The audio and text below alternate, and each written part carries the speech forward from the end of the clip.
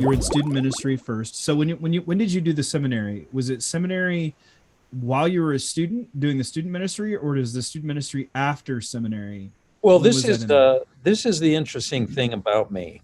Every pastor on our team has a graduate degree except for the senior pastor. There's a lot of churches I know like that. I walked away. I walked away from seminary, and it had nothing to do with the seminary. And I was pulling A's and B's in all of my classes. I've always been an academic nerd, and so that part of life has never been difficult for me. But I was so mad, I was so angry, and it wasn't my professors, it wasn't my experience at Talbot or Biola. Biola was a wonderful place. In fact, we have 2 of our 3 kids who graduated from Biola, and I still champion that place and love that place.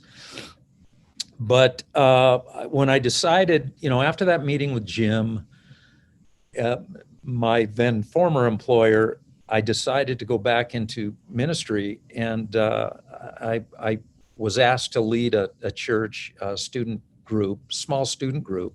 Actually, it was at that church I learned the Oikos Principle. But I was asked to lead that. And my intent was to go back and finish seminary while I was a youth pastor, a student pastor, and just do it part-time and kind of try to, go both ways with that. But man, the youth ministry after the first year and a half or so started to grow, and it just never was even possible. I'm not going to say it should ever be convenient, but it never actually, Travis, was ever even possible.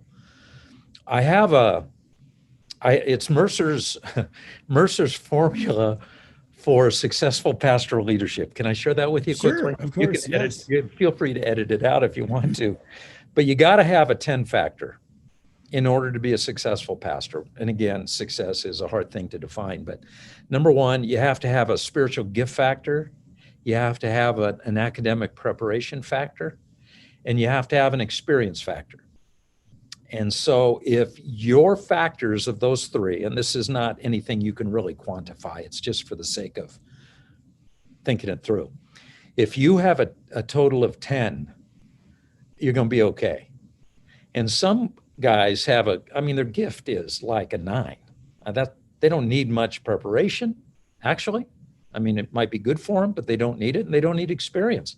They just stand up on a stage or stand in front of a group of people, and people are salivating to do what they tell them. That's a leadership gift or a teaching gift that's off the charts. Very few guys have that. Some people in ministry, and I use the term guys, not to just speak to the male gender, but people. Some people have, they've got this amazing experience and this wealth of wisdom, and their gift is a little lower, and maybe their preparation was not that impressive. And then some people have 4 or 5 doctorates, and so they've got street cred, and people want to listen to them and want to follow them. But if you can wrap those 3 things up to a factor of 10, whatever that means, however that looks, then you're going to be okay. So I've always looked at my experience growing up in Pastor Frank's family, and I don't want to diminish the role my mother played as well. They're both with the Lord now, but they were wonderful parents and wonderful church leaders. Honestly, Travis, I would sit in some classes in seminary, and I say this in all humility, but I'd sit there and think to myself, these people have to be taught this? Because I just learned it, not even wanting to. I just learned it. I grew up in such a wonderful ministry laboratory. So my experience factor was pretty high when I started vocational ministry and became a professional pastor. My ministry experience factor was pretty high, and a graduate, even getting 2/3 of the way through a MDiv at Talbot's that's pretty good. Yeah. And having a undergrad degree from Biola, now Biola University, then it was Biola College, and the wonderful people that spoke into my life. And then the Lord has given me a gift.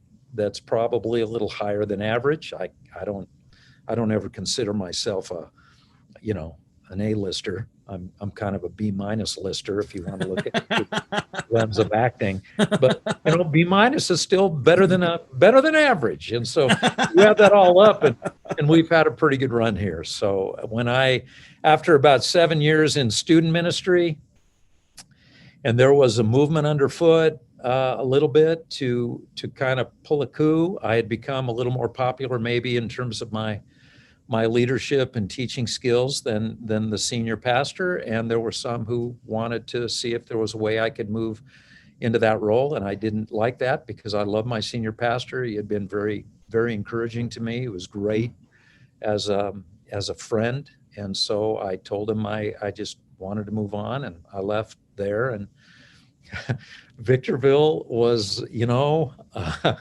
didn't have a lot of options. Be honest with you, when they picked me here, they said you got to have 10 years senior pastor experience, you got to have a graduate degree, MDiv or equivalent, and you got to be a part of this denominational family.